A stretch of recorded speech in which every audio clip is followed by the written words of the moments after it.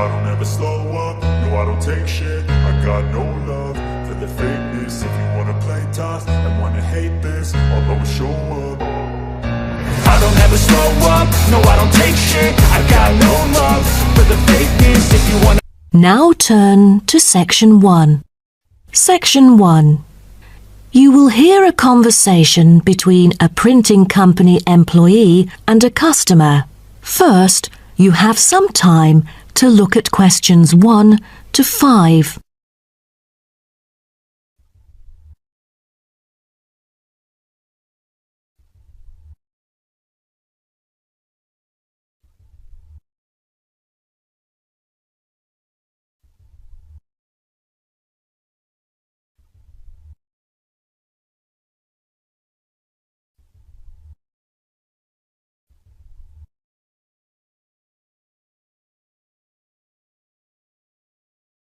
Now we shall begin. You should answer the questions as you listen, because you will not hear the recording a second time.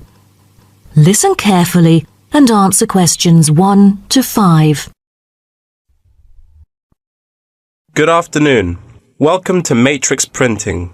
I'm John Smith. How can I help you? Good afternoon. I'm here to reprint a brochure for our hotel. There are some pages that need revising. Sure. How may I address you? Oh, I'm Mary Jane from Central Hotel Chains. Nice to meet you. I've got samples of the previous version. I assume it is your company's advertising brochure. Yes. What exactly is the problem? Well, it was printed the year before, so some of the information is already out of date. There are also a couple of problems with the layout. Firstly, the letters of the address on the front page are far too small. It's hard to see when glancing at the cover. How big do you need it to be? Increase the letters by 3 font sizes. Just a minute. Let me take notes of your requirements. Okay, what else needs changing?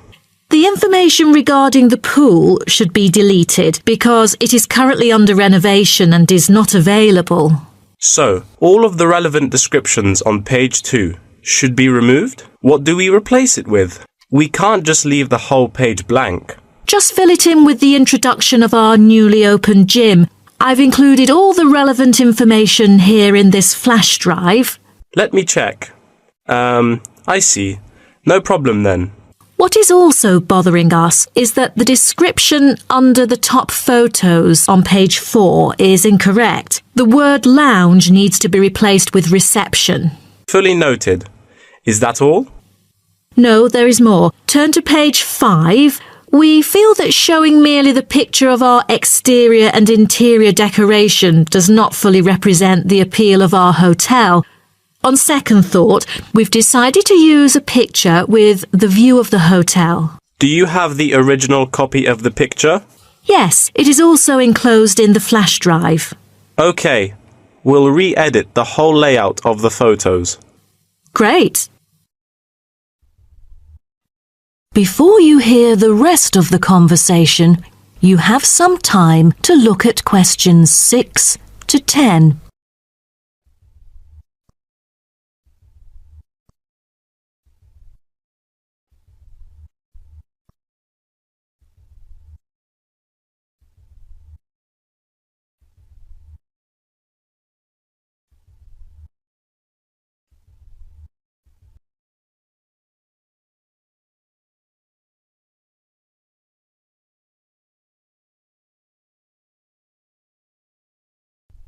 Now listen and answer questions 6 to 10. Let's turn to the next page. Yes. What's wrong with that? It seems perfectly fine to me. At first sight it seems fine, but according to the feedback of the customers, the prices do not stand out. So, we want to change the print from black to red to make it pop out. Okay, I've made notes of all of your requests. Is there anything else? I appreciate it. Just one final request. Could you translate the whole brochure into Spanish? We have customers worldwide, you know, especially those from Latin countries. No problem. What about other languages, like Japanese, Chinese, or German? These are our most popular target languages. I have to ask the manager about the Chinese version. There's been a surging number of Chinese clients during recent years. However, we don't need German or Japanese translations, as we currently don't have many customers from those two countries. Sure. Just keep me updated. So, roughly, when could we get the revised print? We need it before the end of July. It's late June now. Roughly, it'll take 3 weeks to re-edit. So it will definitely be ready before the deadline. Great. To where shall we send the samples? The address is number 9 Green Drive, Clifton, NY 21300. How do you spell Clifton? CLIFFTON, Clifton. And the telephone number? It's 9030366602. Also, if you have any further questions, you can reach me through this number. Okay. That is the end of section 1. You now have half a minute to check your answers.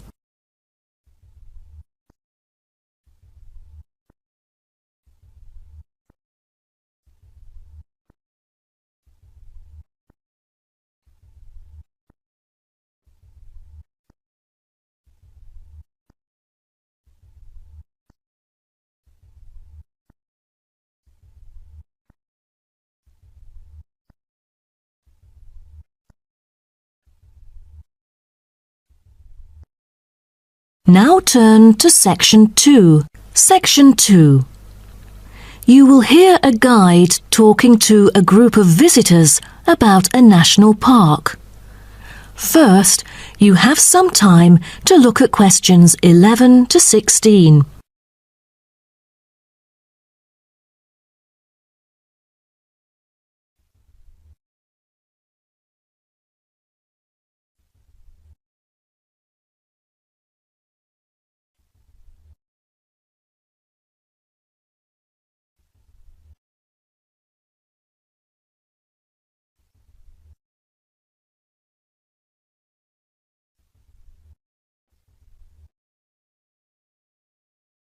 Now listen carefully and answer questions 11 to 16.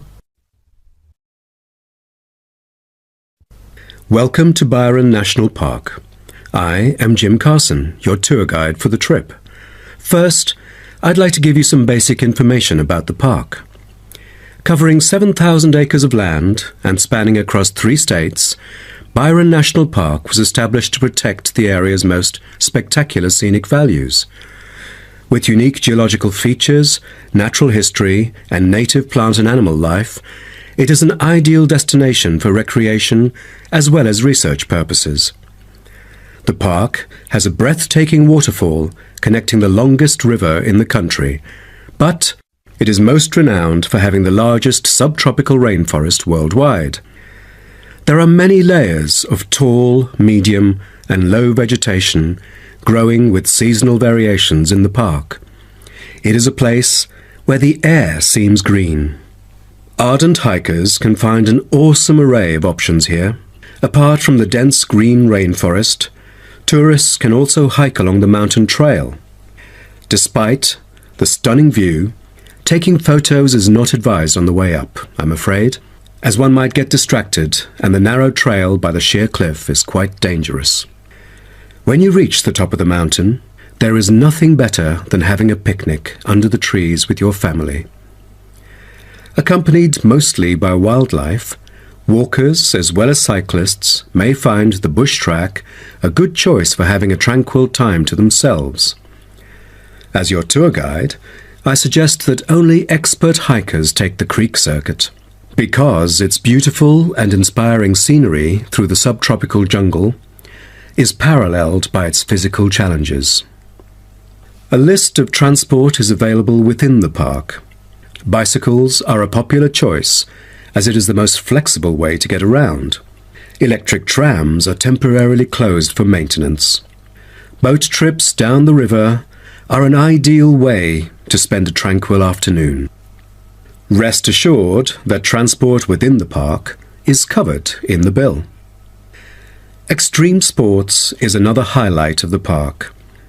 There are, for adventurous grown-ups, especially those who are comfortable with having a racing heart, scary as it may sound, it is actually safe to participate in extreme sports under strict instructions and close supervision.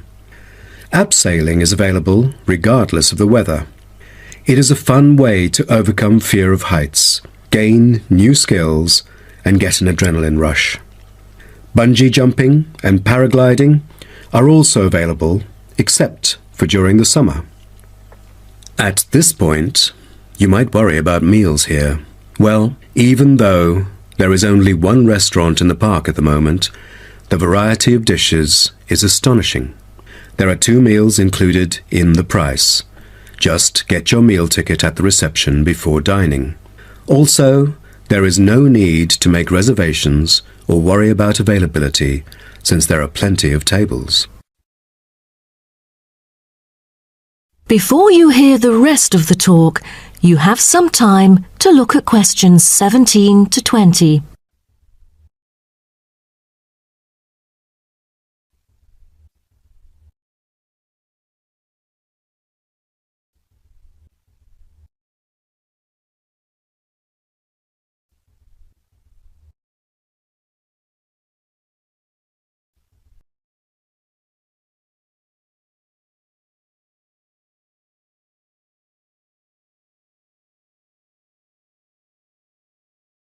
Now listen and answer questions 17 to 20.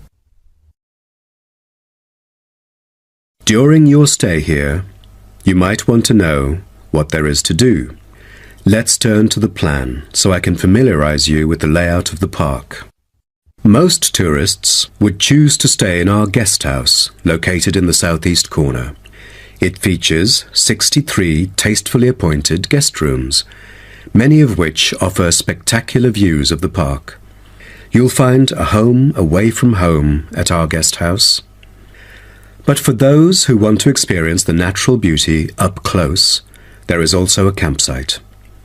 When you get out of the guest house, go straight ahead, turn right at the end of the road.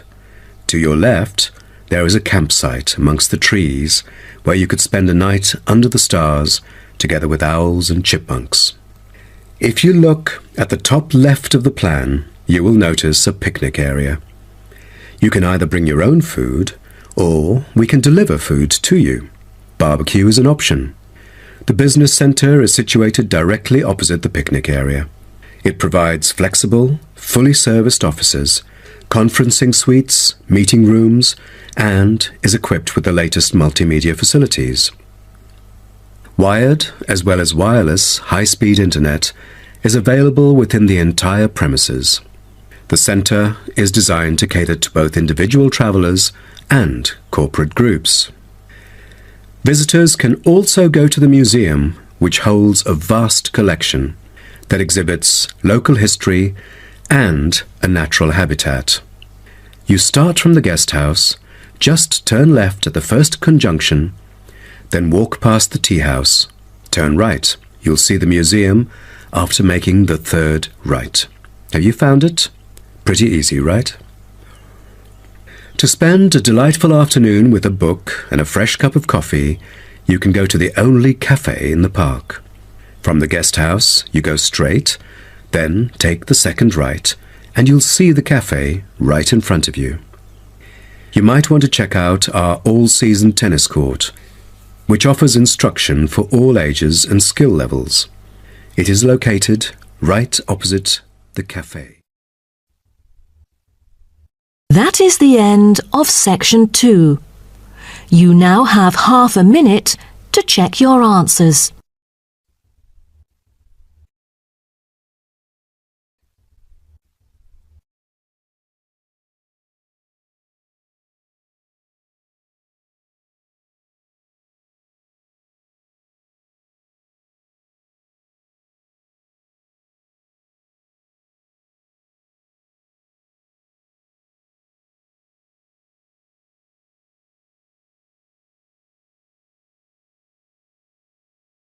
Now turn to section 3. Section 3. You will hear two students called Karen and Dave discussing the assignment for their biology class. First, you have some time to look at questions 21 to 27.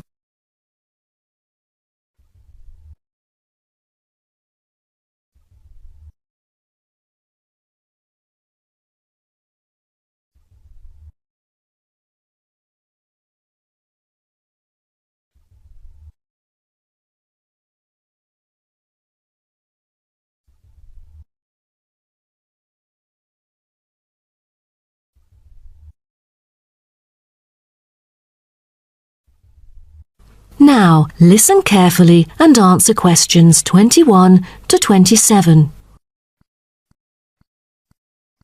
Hi, Dave.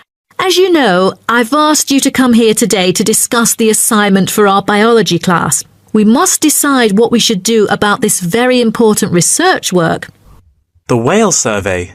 Yeah, I was also hoping to share some ideas with you. So let's start.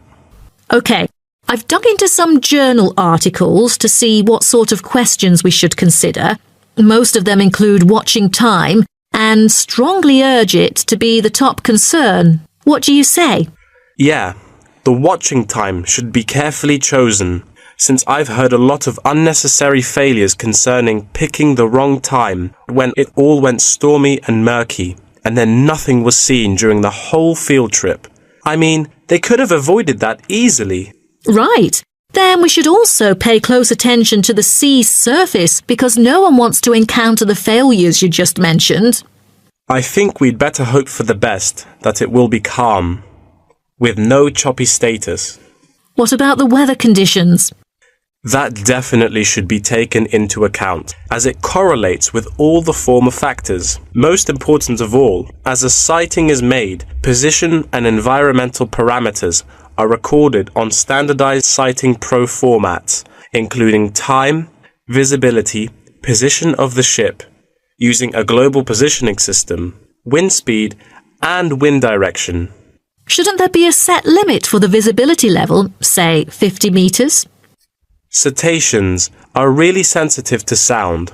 They are able to know that something's coming after them, so they would hide in order to avoid possible danger. So let's make it 100 meters, shall we? Yeah, that might be better. Oh, in that case, we'd also need to pay attention to the appearance of the fishing boats, for all the noise that they would make. That's right.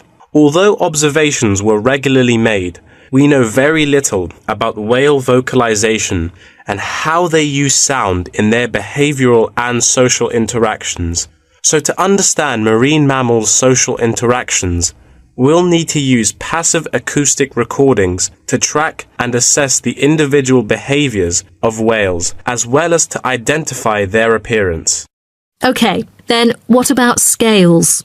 Oh, for each sighting, the number of animals should be counted. The group size, I mean. Also, we need to identify the species, possible age, and sex of the individuals. Before you hear the rest of the talk, you have some time to look at questions 28 to 30.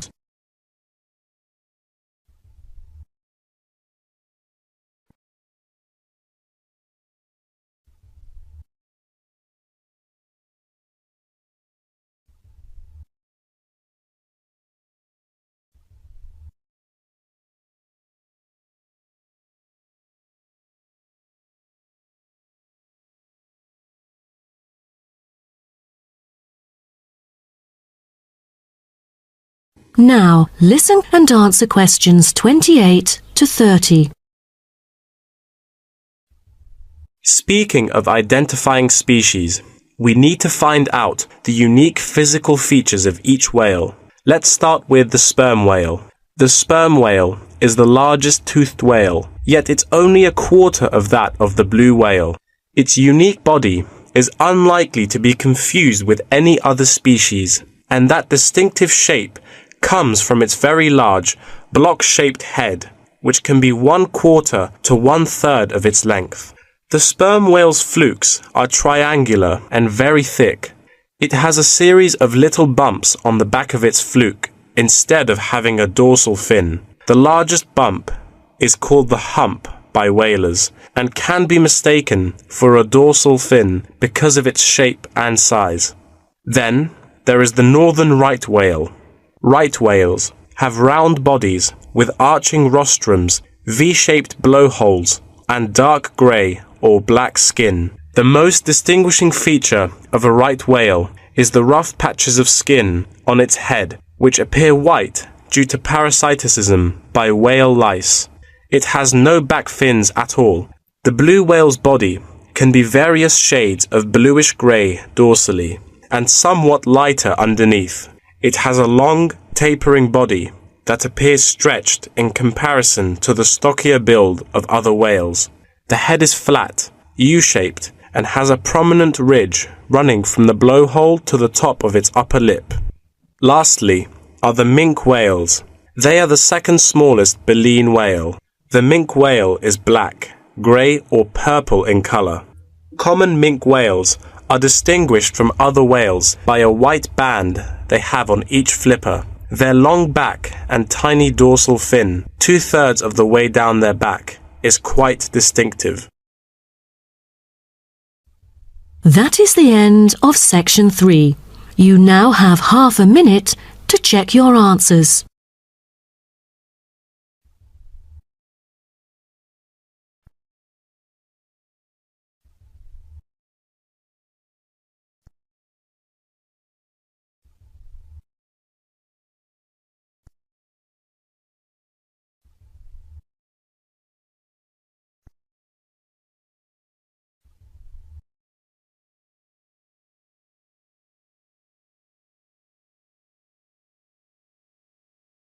Now turn to section 4.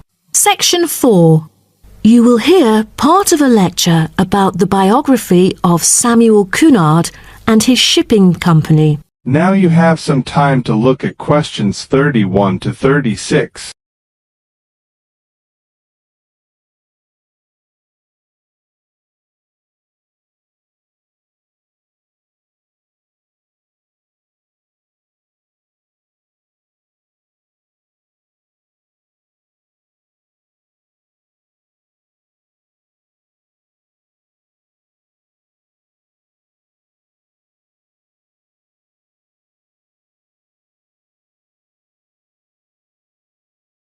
Now, listen carefully and answer questions 31 to 36. Good morning, class.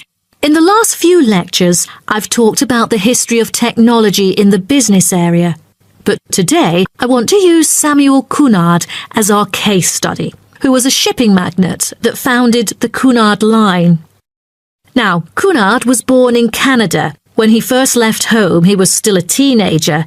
Then he came into a US company as a worker and learned how to sail there. During the War of 1812, Cunard volunteered for service in the 2nd Battalion of the Halifax Regiment Militia and rose to the rank of captain.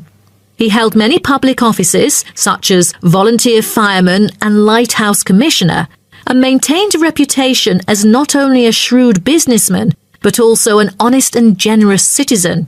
When he went to England, his friends cooperated with him, and together they coined a shipping company.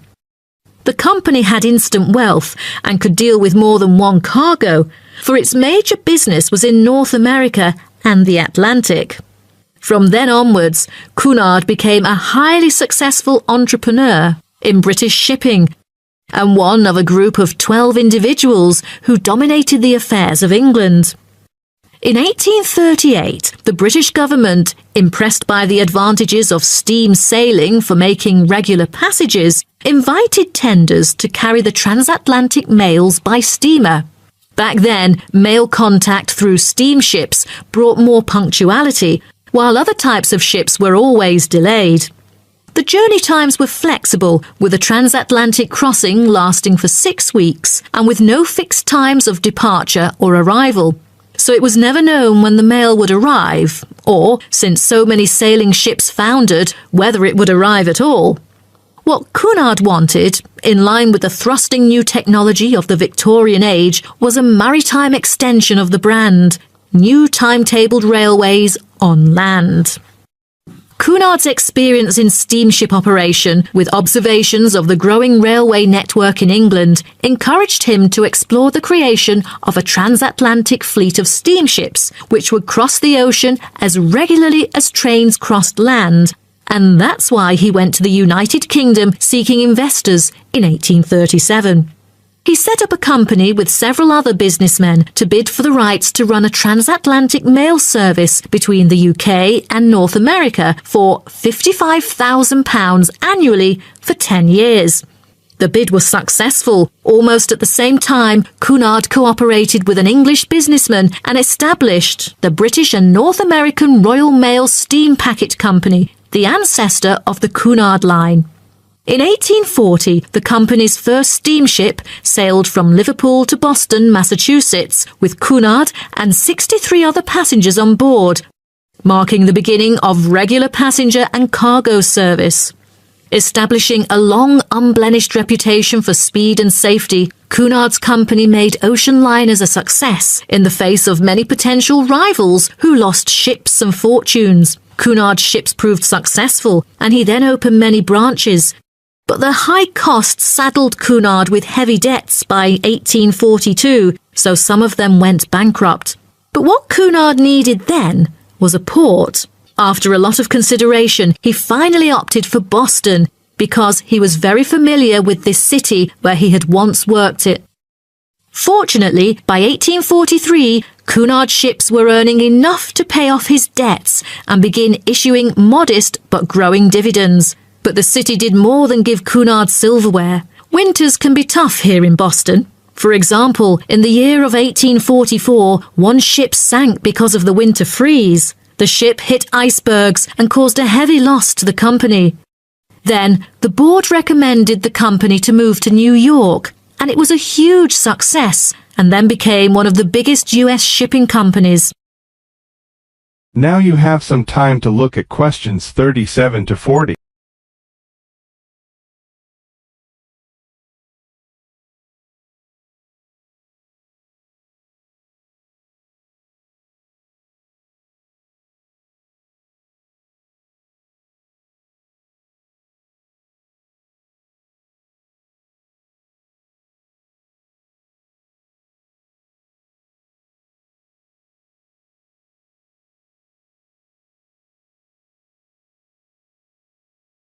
Now listen carefully and answer questions 37 to 40.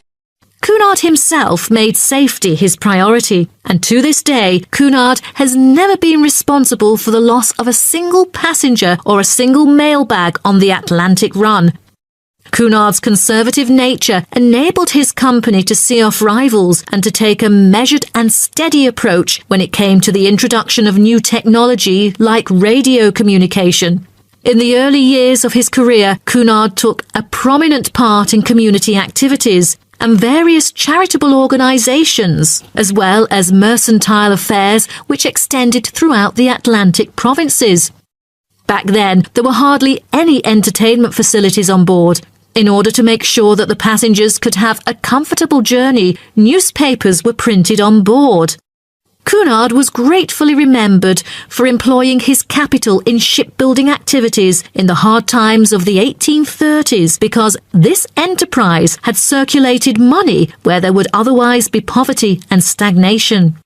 His competitiveness and his obsession not to waste time were important characteristics of his personality. Prior to 1912, the shipping line had focused on speed and soon was renowned for its velocity and safety. Although early in life Cunard was imperious, he learned diplomacy and became a skillful and persuasive negotiator. His contemporaries admired him for the contribution to transatlantic communication by the line popularly called by his name. After that, for affluent transatlantic passengers, Cunard brought new levels of luxury to ocean travel. Lavish suites, a swimming pool, gymnasium, ballroom, electricity, and more, just like that of luxurious hotels. Okay, so does anyone have any? That is the end of section 4. You now have half a minute to check your answers.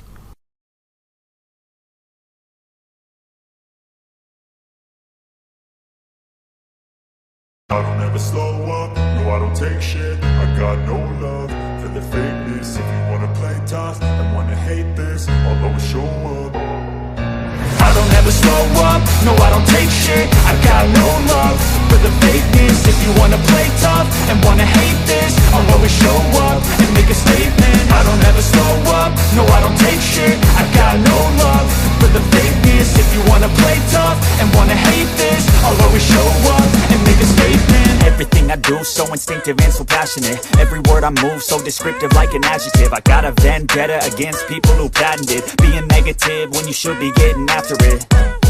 I got facts over tracks, this and that. Spitting slow, spitting fast, I could roast, I could gas. Think I'm okay at last, but I don't know if that can erase all the past. And the pettiness, a reflection of the emptiness. Hilarious, you think you're worth my time, you're delirious. Mysterious, because you hide behind a fake exterior. Inferior, you know I'll always be a bit superior. Get off of me, this ain't no humble brag. I want you to hear words, you can say them back. I want you to feel free from the chains at last, and to believe in what you got, it was built to last, yeah. Now that I've been put through hell, I never got anyone's help. I had to do it all myself.